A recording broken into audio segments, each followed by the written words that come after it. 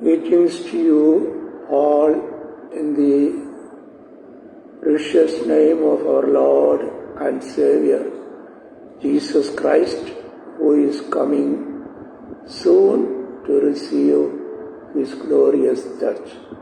വേഗം വരുന്നവനായ കർത്താവായ യേശു ക്രിസ്തുവിന്റെ നാമത്തിൽ ഇന്ന് രാത്രിയുടെ വേളയിൽ എല്ലാ പ്രിയപ്പെട്ടവർക്കും യേശു കർത്താവിന്റെ നാമത്തിൽ സ്നേഹ വന്ദനങ്ങൾ അറിയിക്കും.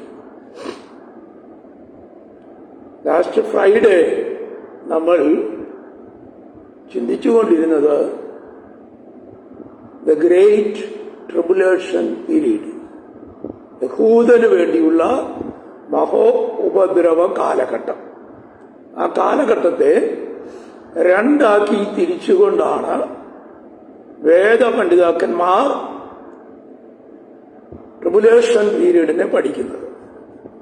ആരംഭത്തിലെ 42 മാസം അഥവാ 1260 ദിവസങ്ങൾ, അല്പം കൂടെ പറഞ്ഞാൽ 3 വർഷവും 6 മാസവും.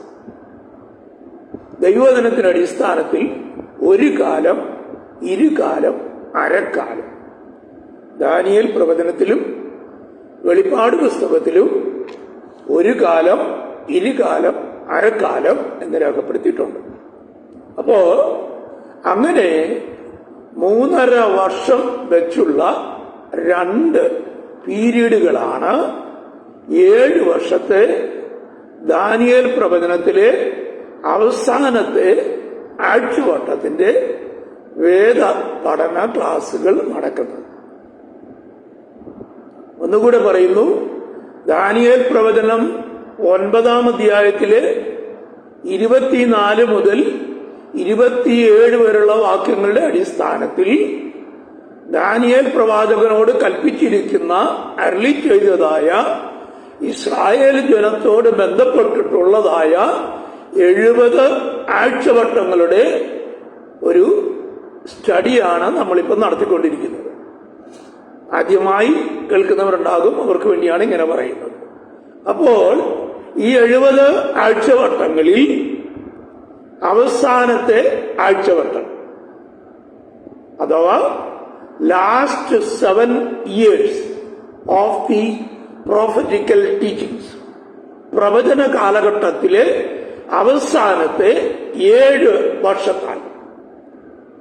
അല്പം കൂടെ പറഞ്ഞാൽ യഹൂദാജാതിയോട്, ഇസ്രായേൽ ജനത്തോട് ദൈവത്തിനുള്ള പ്രവചന ഇടപെടലുകളുടെ നിറവേറലുകളുടെ അവസാനത്തെ ആഴ്ചവട്ടമായ 70-ാം ആഴ്ചവട്ടത്തെ 2 പാർട്ടായാണ് വേദപഠിതാക്കൾ പഠിപ്പിക്കുന്നത്.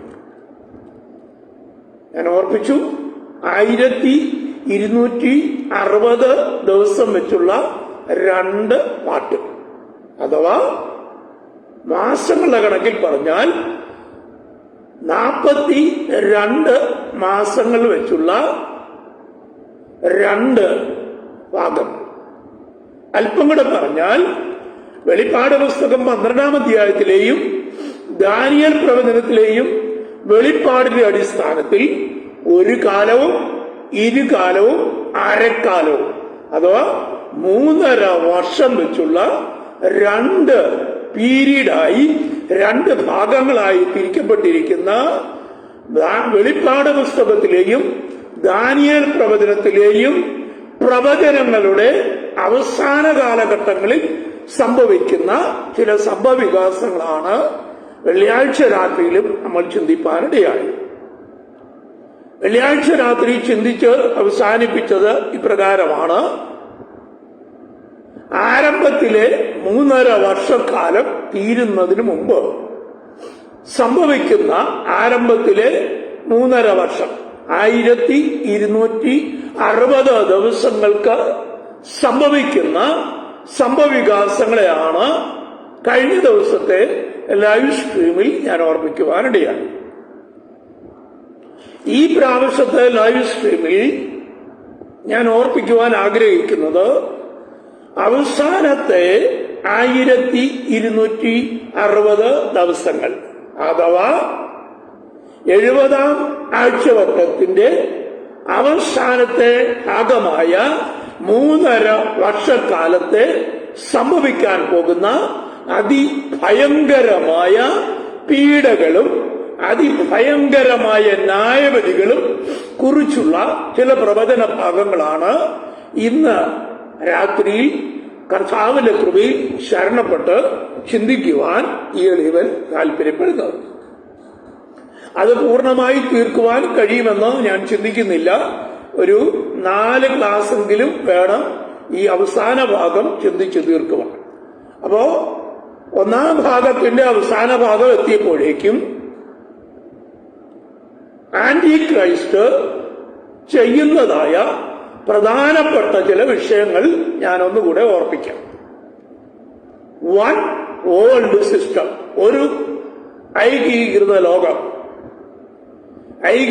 ലോകം. അതിൽ ഒന്ന് ഏക എക്കണോമിക്കൽ സിസ്റ്റം, ഏകീകൃത സാമ്പത്തിക രംഗം. 2 controlling political systems, bringing all governments under one leadership. ഒന്നുകൂടെ മലയാളത്തിൽ അത് ഞാൻ പറയാം. ലോക ഭരണകൂടങ്ങളെ ഒരു ഭരണാധികാരിയുടെ കീഴിൽ കൊണ്ടുവരുന്നു. Controlling political system, bringing all governments under one leadership. ഏക ഭരണാധികാരി, ലോക ഭരണാധികാരി, സാർവത്രിക നേതാവ് എന്നൊരു പദവിയിലേക്ക് ലോകത്തെ എത്തിക്കും. 3 controlling all the religious systems, Jewish religion, Christianity and Islamic religion. ലോകത്തിൽ ഇന്ന് നിലനിൽക്കുന്ന പ്രധാനപ്പെട്ട 3 ലോക അറിയപ്പെടുന്ന മതവിഭാഗങ്ങളാണ്. 1 ജൂഡായിസം, 2 ക്രിസ്ത്യാനിറ്റി, 3 ഇസ്ലാമിസം. ഈ 3 മത നേതാക്കന്മാരെയും ഒരു നേതാവിന്റെ കീഴിൽ കൊണ്ടുവരിക. അപ്പം വൺ വേൾഡ് സിസ്റ്റം എന്നൊരു ഭാഗം ആന്റിക്രൈസ്റ്റ് കൊണ്ടുവരും. അതിൽ ഒന്നാമത്തേത് ഏകീകൃത സാമ്പത്തിക രംഗം. അത് വരുമ്പോൾ ഏകീകൃത കറൻസി വരുന്നു. ആ കറൻസി ആയിരിക്കും യൂറോപ്യൻ യൂണിയന്റെ, യൂറോപ്യൻ കോമൺവെൽത്ത് ഫെഡറേഷന്റെ പ്രസിഡന്റായി ആന്റി ക്രൈസ്റ്റ് അവതരിക്കുന്നതോടുകൂടെ ലോകരാജ്യങ്ങളുടെ ശ്രദ്ധ പിടിച്ചു പറ്റുവാൻ, ലോകത്തിലുള്ള സകല സംഭവങ്ങളെയും തനിക്ക് കൈകാര്യം ചെയ്യുവാൻ സാധിക്കുമെന്ന് പറഞ്ഞുകൊണ്ട് ഇപ്പോൾ ലോകത്തിൽ നിലനിൽക്കുന്ന ഇസ്ലാം ജൂയിഷ് യുദ്ധങ്ങളെ, അഥവാ യെരുശലേമിലും ഇസ്രായേലും മുസ്ലിം രാജ്യങ്ങളും തമ്മിൽ നടക്കുന്ന അതിശക്തമായ യുദ്ധത്തെ തന്റെ ഭരണനൈതിത്യം കൊണ്ട് നിയന്ത്രിക്കുകയും ഇവരെ എല്ലാവരെയും ഒരു നേതാവിന്റെ കീഴിൽ കൊണ്ടുവരികയും ചെയ്യുക എന്നൊരു സിസ്റ്റം ആന്റിക്രൈസ്റ്റ് ചെയ്തെടുക്കും. അതുകൊണ്ടാണ് ഞാൻ പറഞ്ഞത് one world system, controlling all the world economical systems. അതിലൊന്നാമത് വരുന്നതാണ് controlling all the economical world systems. പൂർണമായ ആഗോള സാമ്പത്തിക രംഗത്തെ പൂർണമായി തന്റെ നിയന്ത്രണത്തിൽ കൊണ്ടുവരുന്നു. അതിൽ ആഗോള വ്യാപകമായി ഒരു കറൻസി കൊണ്ടുവരും. ആ കറൻസി യൂറോപ്യൻ യൂണിയൻ അംഗീകരിച്ചിരിക്കുന്നതായ യൂറോ എന്ന് പറഞ്ഞ കറൻസി ആയിരിക്കും. അതേപോലെ തന്നെ ആഗോള വ്യാപകമായി ഒരു ഭാഷ നിലനിൽക്കും. ലോകത്തിൽ ഏതാണ്ട് 250-ൽ അധികം ഭാഷാ വിഭാഗങ്ങളുണ്ട് ഇപ്പോൾ, ഒഫീഷ്യൽ ലാംഗ്വേജസ്. ഇതെല്ലാം കൂടെ ഒരൊറ്റ ഭാഷയാക്കി തീർക്കും. That language will be English language. English ആഗോളവ്യാപകമായി സാർവലൗകികമായ ഏക ഭാഷയാക്കി അംഗീകരിക്കും. പിന്നീട് മൂന്നാമതായി സംഭവിക്കുന്നത് കൺട്രോളിംഗ് ഓൾ പൊളിറ്റിക്കൽ സിസ്റ്റംസ്, ലോകത്തിലുള്ള സകല ഭരണകൂടങ്ങളെയും തന്റെ നേതൃത്വത്തിന്റെ കീഴിൽ കൊണ്ടുവരിക. ആന്റി ക്രൈസ്റ്റിന്റെ ഏക നേതാവിന്റെ കീഴിൽ വൺ വേൾഡ് ലീഡർഷിപ്പ്. മനസ്സിലായല്ലോ? One world leadership, one world language, one world economic system. ഇങ്ങനെ 3 കാര്യങ്ങളായി. നാലാമത്തേത് വൺ വേൾഡ് റിലീജിയസ് ലീഡർഷിപ്പ്. അങ്ങനെ 4 കാര്യങ്ങൾ ആരംഭത്തിലെ 3.5 വർഷക്കാലം തീരാറാകുമ്പോഴേക്കും ആന്റി ക്രൈസ്റ്റ് ചെയ്തെടുക്കും. ഞാൻ കഴിഞ്ഞ ക്ലാസ്സിൽ ഓർപ്പിച്ചു, ഇൻ ബിറ്റ്വീൻ 7 വർഷത്തെ ഇസ്രായേലുമായിട്ടുള്ള ഒരു ട്രീറ്റി ഉണ്ടാക്കും, ഒരു സഖ്യത ഉണ്ടാക്കും. എന്തിനു വേണ്ടി? ഇപ്പോ 1453 യെരുശലേമിനെ കീഴ്പ്പെടുത്തിക്കൊണ്ട് ഓട്ടോമൻ രാജാവായിരുന്ന തുർക്കി രാജാവായ സൽമാൻ ഖലീഫയുടെ നേതൃത്വത്തിൽ യെരുശലേമിനെ പിടിച്ചടക്കി അവർ രാജ്യത്വം നേടിയെടുത്തു. അതിനുശേഷം യെരുശലേമിൽ ശലോമോൻ രാജാവിനാൽ പണിയപ്പെട്ട ദേവാലയം ഇരുന്ന സ്ഥലത്ത് അവർ അൽ അസ്ക മോസ്ക് പണിയുവാനിടയായി. ഇപ്പോ യെരുശലേമിൽ യഹൂദന് AD 70 ശേഷം ലോകത്തിലെവിടെയും ആരാധനാലയമില്ല. There is no temple for Jewish people in the world after the 70 of AD. AD 70 ശേഷം യെരുശലേമിലെ ദേവാലയം റോമൻ ചക്രവർത്തിയായ തീത്തൂസ് കൈസറിനാൽ ചുട്ടുകരിക്കപ്പെട്ടതിന് ശേഷമായി ലോകത്തിൽ എവിടെയും യഹൂദന് അവരുടെ ദേവാലയം, അത് ടെമ്പിൾ ഓഫ് ഗോഡ്, ദൈവത്തിന്റെ മന്ദിരമില്ല. ആ മന്ദിരം അവർ പണിയും. ആ മന്ദിരം പണിയുവാൻ യഹൂദനുമായി ആന്റി ക്രൈസ്റ്റ് 7 വർഷത്തേക്ക് ഒരു സഖ്യത ഉണ്ടാക്കും.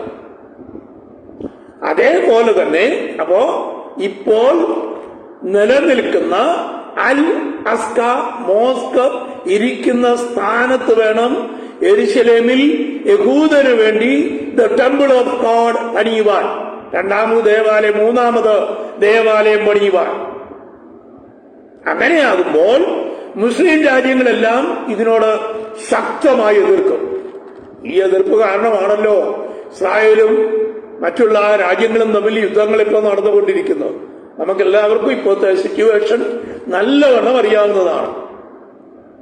യെരുശലേം ഞങ്ങളുടെയാണെന്ന് പറഞ്ഞ് പാലസ്തീനും യെരുശലേം ഞങ്ങളുടെയാണെന്ന് പറഞ്ഞ് മറ്റുള്ള രാജ്യങ്ങളും പിടിച്ചുകൊണ്ട് നിൽക്കുകയായിരുന്നു. ഇസ്രായേൽ പറയുന്നു യെരുശലേം ഞങ്ങളുടെ പൂർവ്വപിതാവായ ദാവീദിനാൽ സ്ഥാപിക്കപ്പെട്ട പട്ടണമാണെന്നും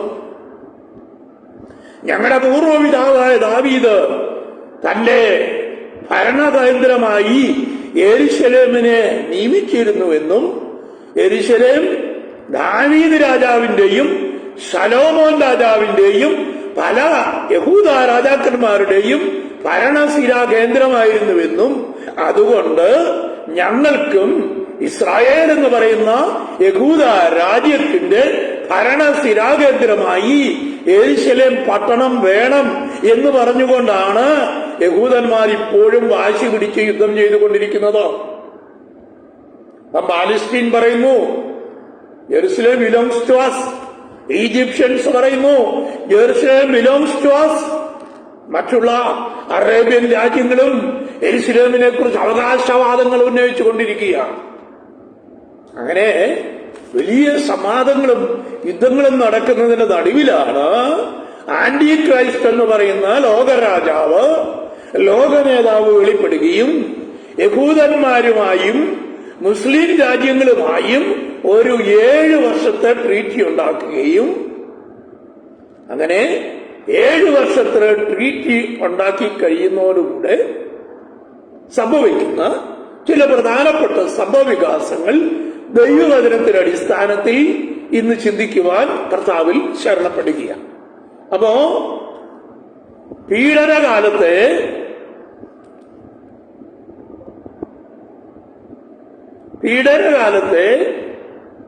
പീഡനത്തിന്റെ പൂർവാധിക്യത്തിൽ സംഭവിക്കുന്ന കാര്യങ്ങൾ, പീഡനത്തിന്റെ മധ്യകാലത്തിൽ സംഭവിക്കുന്ന കാര്യങ്ങൾ, പീഡനത്തിന്റെ ഉത്തരാർത്ഥത്തിൽ സംഭവിക്കുന്ന കാര്യങ്ങൾ, അങ്ങനെ 3 പാർട്ടാക്കിയാണ് തിയോളജിയന്മാർ പഠിക്കുന്നത്.